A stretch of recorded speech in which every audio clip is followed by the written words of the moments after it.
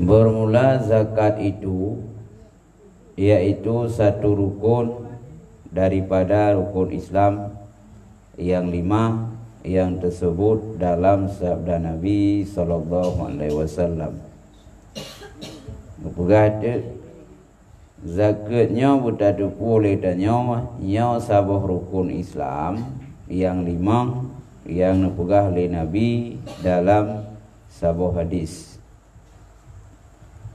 Ta hadis di buniyal islamu ala khamsin syahadatin alla ilaha illallah wa anna muhammadan rasulullah wa iqamis salati wa ita'iz zakati wa shaumi ramadhana wa hajil bait.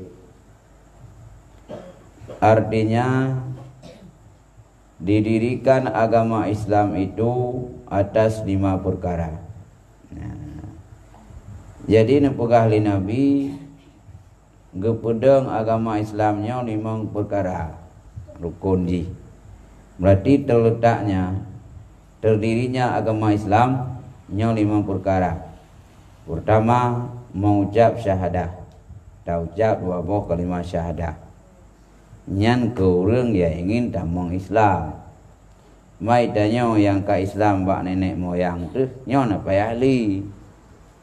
Ceritanya ka belek tu. Nya nak payah li tak ke 2 kalimat syahadah. Itanya ka ikut Islam bak keturunan tu. Demai yang je ke rukun Islam. Mengucap 2 kalimat syahadah andai kata berukun kan Islam. Ini tamang Islam, nyo yang harus mengucapkan 2 kalimat syahadah. Dan haruan 2 syahadat tauhid dan syahadat rasul. Dan yang kedua mendirikan sembahyang. Yang kedua rukun Islam ji yaitu pedang sembahyang. Nya rukun.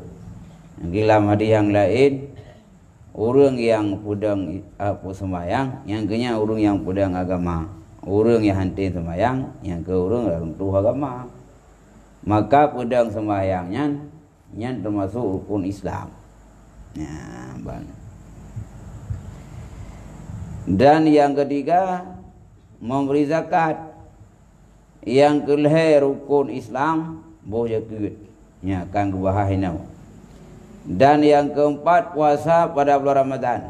Dan yang kelima naik haji ke Baitullah. Naik haji ke Baitullah. Haji. Mana kai ino nya mampu.